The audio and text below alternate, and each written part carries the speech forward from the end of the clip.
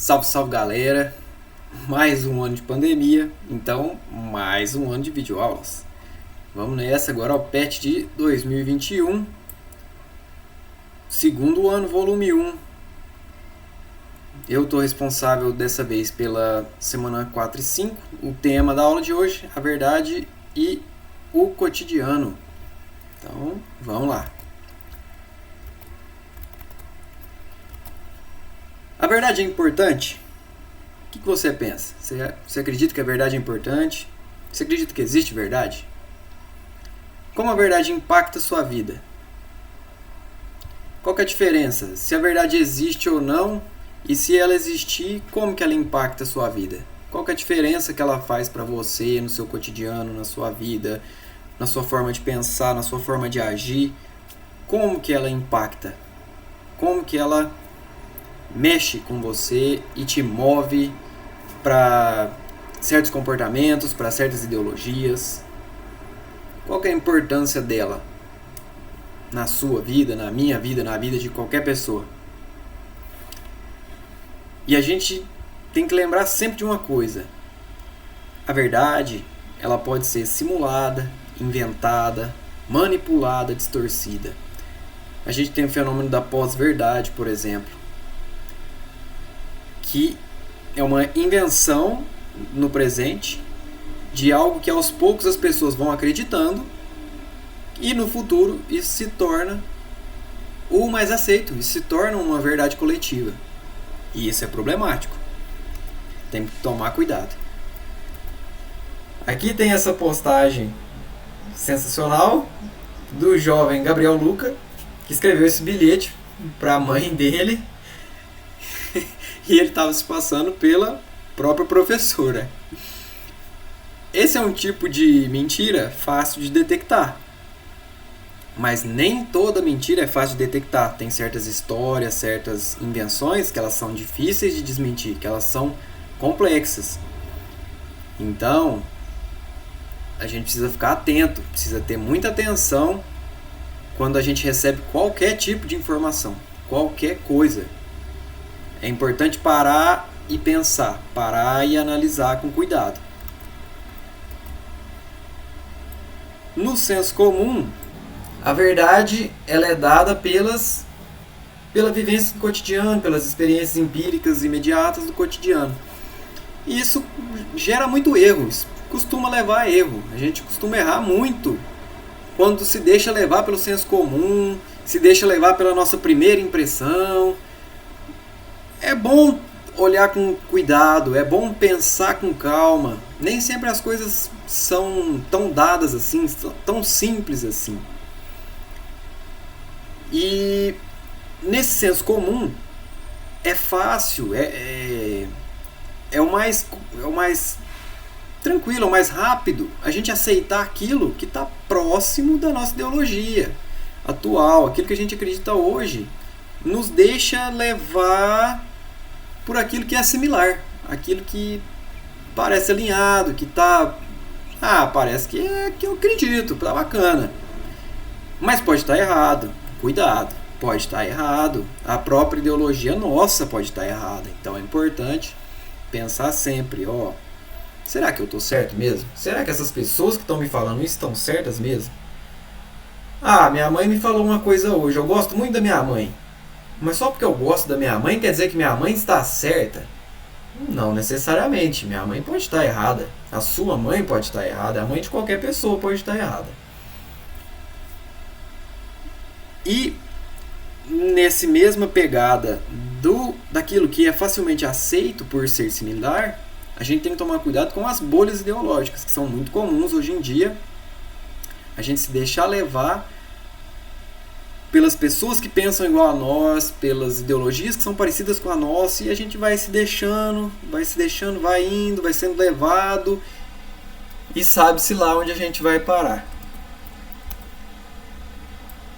Então tem um conflito entre a certeza absoluta e a incerteza. A certeza absoluta é aquela que não admite questionamento, é o dogma, é aquilo que não quer refletir, não quer ter uma crítica, levantar um questionamento, uma dúvida.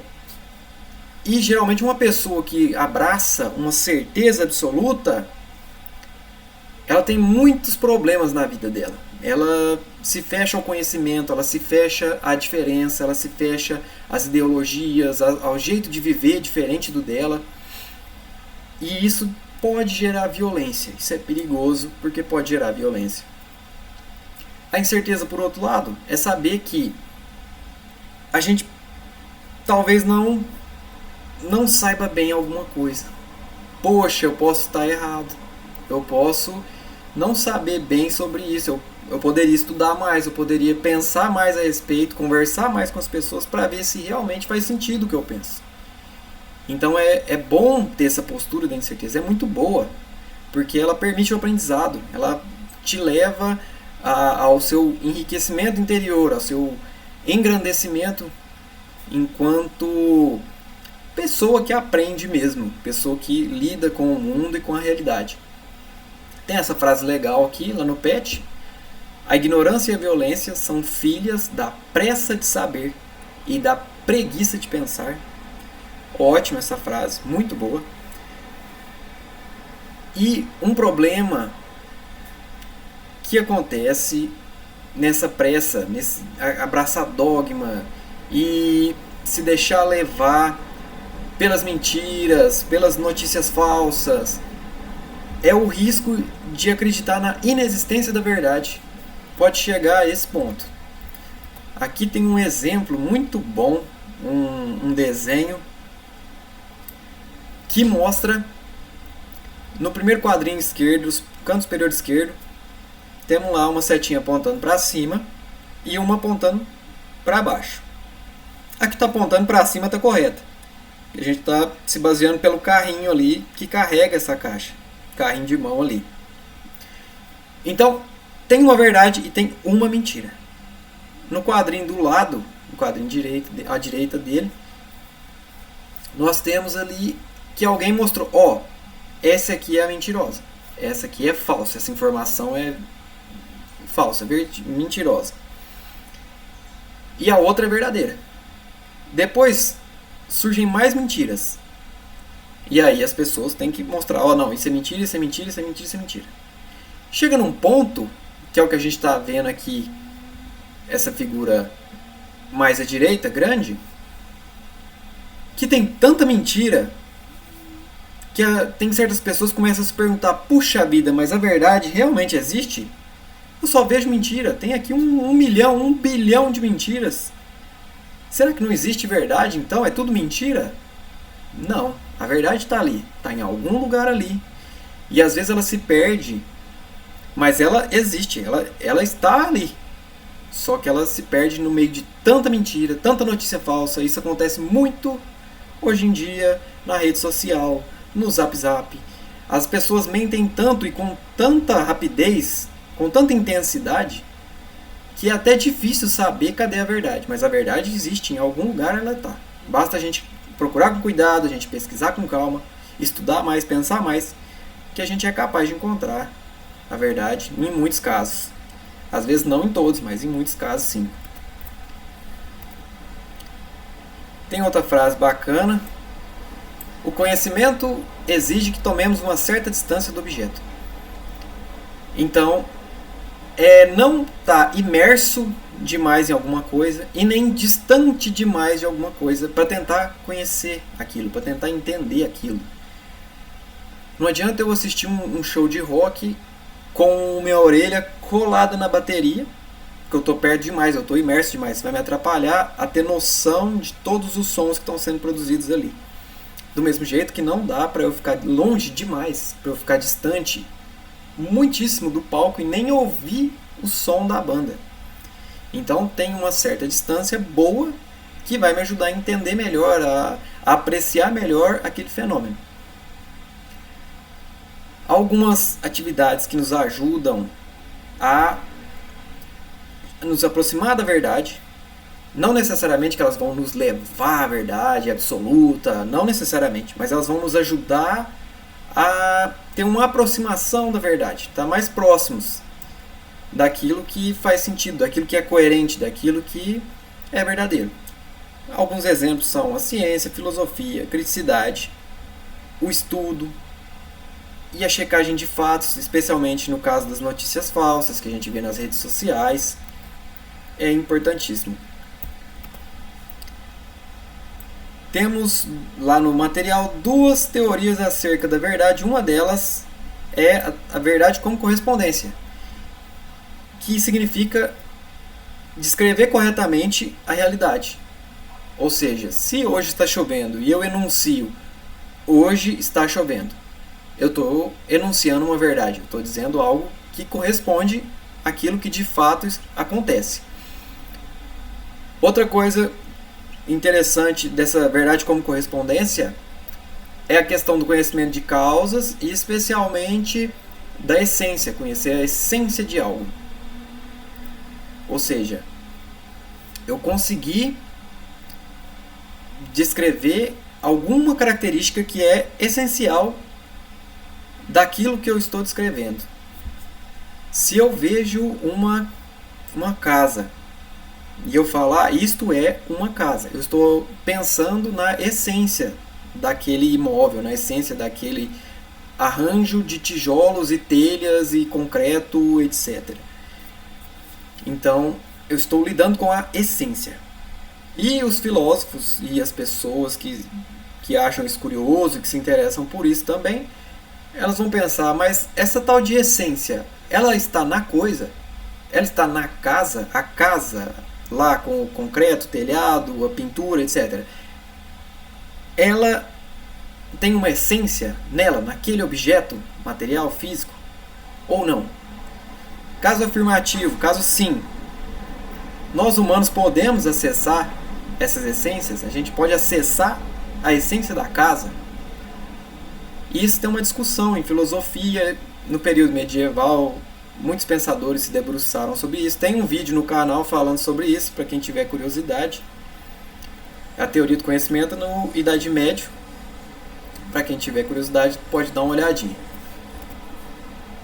Outra teoria da verdade é a do Habermas, que para ele a verdade é fruto do diálogo intersubjetivo, ou seja, as pessoas, os sujeitos, dialogam e entram em consenso. Eles debatem de uma posição de igualdade política, de igualdade de importância e de respeito, e eles vão entrar em acordo, eles vão entrar num consenso, especialmente, principalmente, na ordenação social. Ou seja, para estabelecer leis, para estabelecer normas, para estabelecer proibições na sociedade, é muito importante que a gente estabeleça as nossas verdades coletivas, as nossas verdades do grupo. Isso é bacana para fortalecer a esfera pública e fortalecer a democracia. Por outro lado, o problema disso é que a gente pode relativizar a verdade e certos comportamentos, certas leis, certos rituais, eles são profundamente problemáticos e não deviam existir em qualquer parte do mundo, mas mesmo assim, alguns grupos estabelecem que aquilo é uma verdade e eles praticam. Um exemplo muito polêmico é da mutilação genital feminina. Em certos países isso é uma verdade consensual. Mas isso é um problema, isso é uma violação grave de direitos humanos, isso é uma violação grave do corpo das mulheres e devia ser proibida em qualquer lugar do mundo. Aqui tem essa figurinha, essa foto muito boa, que um projeto idealizado pela galera na Europa para dar uma noção do que é a esfera pública, de forma visual, assim, o que é a esfera pública. Então tem esse arranjo, que é uma cúpulazinha em forma de esfera, as pessoas sentadas em círculo ali dentro, porque o círculo garante uma igualdade, não tem preferências, não tem pessoas mais importantes por estar na ponta, não, são todas em nível de igualdade, em pé de igualdade, todas equidistantes e conseguem se ver bem, conseguem olhar diretamente umas para as outras. E isso é muito bacana para entender como funciona a dinâmica social, como a gente deveria se organizar e debater as nossas questões coletivas. Vou sumir aqui rapidinho para falar sobre as questões. Essa atividade 1, um trechinho do Habermas. Então, segundo Habermas, a validez de uma norma deve ser estabelecida pelo, como a gente acabou de ver, pela razão comunicativa, que requer um consenso. É interessante entrar num acordo, dialogar, pensar, refletir, apresentar argumentos e entrar num consenso no âmbito social. Então, alternativa B. Agora vamos para a atividade 2. Tem um trechinho do Mussolini. Mussolini foi um ditador fascista italiano. E aí vocês já conseguem imaginar qual que era a proposta dele, qual que era a ideologia dele. A questão vai falar, considerando o discurso de Mussolini, com base no conceito de razão comunicativa do Habermas, é correto afirmar que o discurso do Mussolini, no caso, o discurso do Mussolini opõe-se ao conceito de razão comunicativa, pois configura como uma ação impositiva de um sobre muitos, alternativa D. Porque para o Mussolini, um ditador, ele queria impor a ideologia dele, as vontades dele, sobre todas as outras pessoas, se possível, sobre todas as outras pessoas do mundo inteiro. Então ele definitivamente não queria, não se interessava pela esfera pública, pela democracia, pela razão comunicativa. Nada disso interessava para o Mussolini. Aqui, como eu sempre coloco, 2 dicionários para pesquisa, para estudo. Dicionários são fundamentais, importantíssimos. Sempre consultem dicionários para saber escrever corretamente, para saber os significados das palavras, para aprender mais sobre o mundo. Esses 2 dicionários são ótimos. Tem a descrição aqui embaixo. As referências dessa semana. A Bagnano é a minha referência, que eu sempre coloco. Para quem tem interesse mesmo por filosofia, é ótimo, é um dicionário ótimo. Temos a Chauí, Cotrim e Fernandes, que são as referências do próprio PET, do material do PET. Eu usei para criar essa videoaula Sistema Operacional Linux Ubuntu, pacote de escritório LibreOffice, o meu estúdio aqui de gravação de vídeo, que me permite mostrar slide, gravar minha tela, gravar meu áudio, é o OBS Studio.